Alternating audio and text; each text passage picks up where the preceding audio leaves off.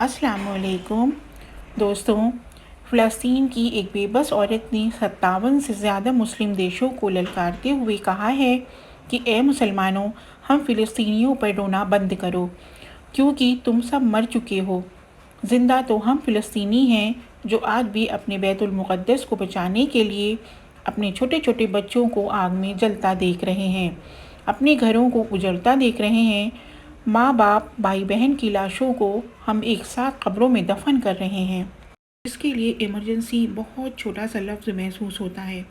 غزہ کے اندر 32 اسپتالوں میں سے 12 بند پڑے ہیں، علاج نہیں ہو پا رہا، اور جو باقی چل رہے ہیں ان میں تیل، صاف پانی اور ضروری چیزیں کم ہوتی چلی جا رہی ہیں۔ ڈاکٹر، نرس یا تو شہید ہو چکے ہیں یا وہاں موجود ہی نہیں ہیں۔ ابھی 24 گھنٹے میں 700 سے زیادہ لوگوں کی شہادتیں ہو چکی ہیں، جس میں 203 صرف بچے اور بوڑھے ہیں۔ اب تک پورے غزہ میں 7,000 سے زیادہ معصوموں کی شہادت ہو چکی ہے، اور ہزاروں لوگ جو ملبے میں تلے دبے ہیں ان کی لاشیں برابر نکالی جا رہی ہیں۔ ان کی کوئی گنتی ہی نہیں۔ ہمارے سامنے جو ویڈیو آ رہی ہیں اس میں ایسے ہی دل دلا دینے والی خبریں ہیں کہ جنہیں سن کر دل خون کے آنسو روتا ہے۔ آپ بھی تھوڑی دیر کے لیے ذرا اس ڈاکٹر کی حالت سوچئے کہ جو ایمرجنسی وارڈ میں کھڑا ہے، باہر سے سائرن کی آواز آتی ہے تو وہ ایمبولینس کی طرف بھاگتا ہے، لیکن ایمبولینس سے جو لاشیں اتر رہی ہیں وہ کسی اور کی نہیں بلکہ اسی ڈاکٹر کی اپنی بیوی بچوں کی ہیں۔ ایسے وقت میں اس قوم کی خدمت کرنے والے ڈاکٹر کی حالت کیا ہوتی ہوگی؟ اسی طرح فلسطین کی ایک وائرل ویڈیو میں آپ نے خود بھی دیکھا ہوگا کہ جب ایک ڈاکٹر کے سامنے اس کے معصوم بیٹے کی لاش لائی جاتی ہے تو وہ روتے ہوئے لوگوں سے کہتا ہے کہ مجھے تھوڑی دیر کے لیے اکیلا چھوڑ دیں۔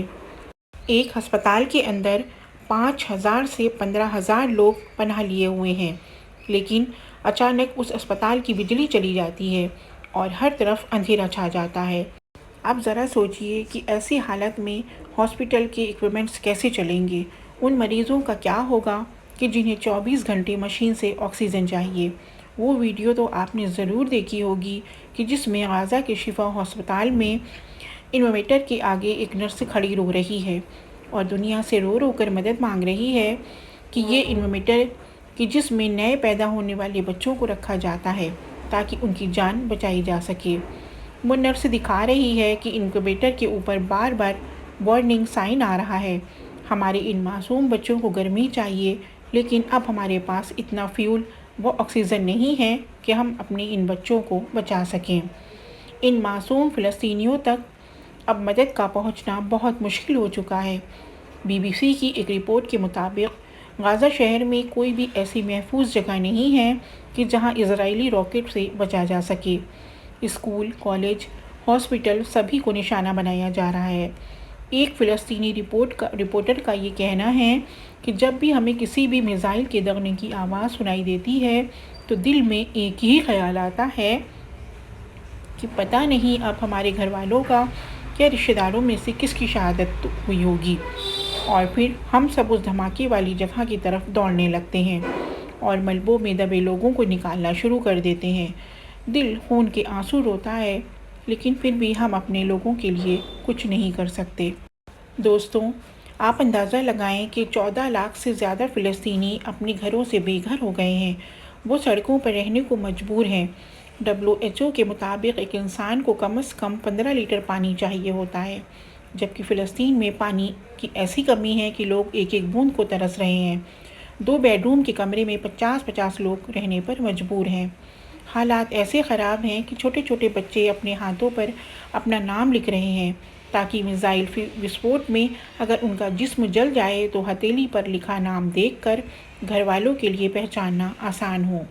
یہ دیکھ کر ہر ایمان والے کا دل خون کے آنسو روتا ہے، اور جب یہی چھوٹے چھوٹے بچے اپنے ماں باپ کی شہادت کو اپنی آنکھوں سے دیکھتے ہیں اور لوگوں سے وہ درد بیان کرتے ہیں کہ کیسے ایک پوری بلڈنگ گری اور میری ماں نے سسک کر اس میں دم توڑ دیا، تو وہ منظر بڑا ہی دل کو چیر دینے والا ہوتا ہے۔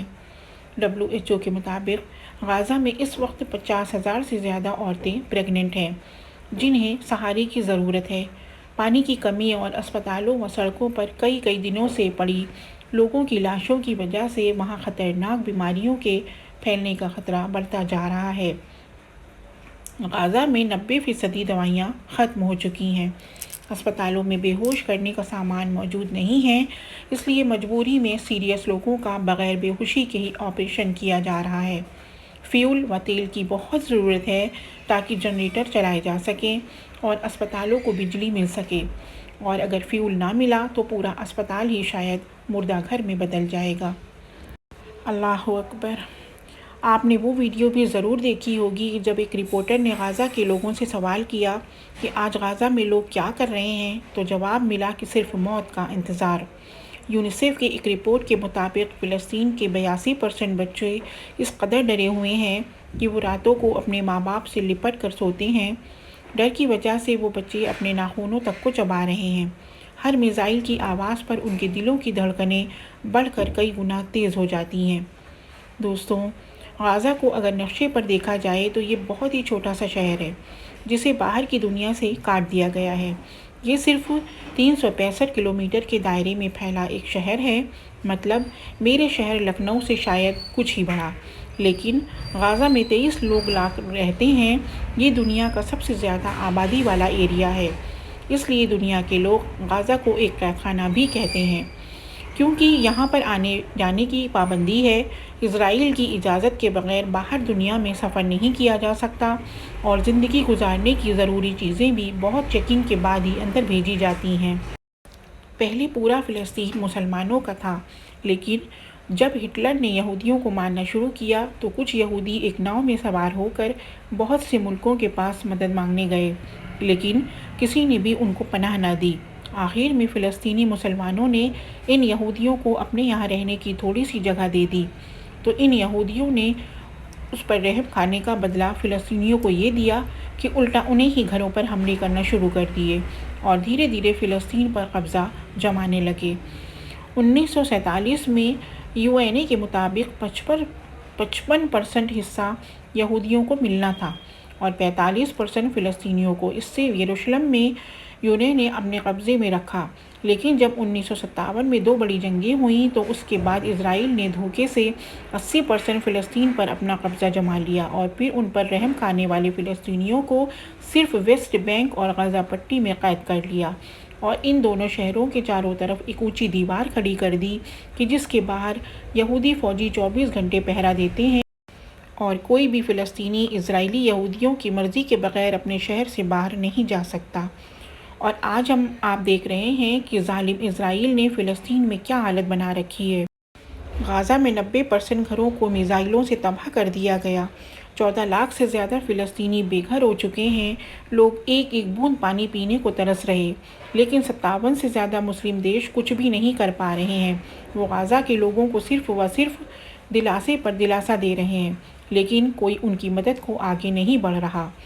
مدد تو چھوڑو، ترکی و آذربائیجان جیسے دیش بھی اسرائیل کو ٹینک بھر کر تیل بھی نہیں دے رہے تاکہ مسلمانوں کو مارنے کے لیے انہیں پوری مدد مل سکے۔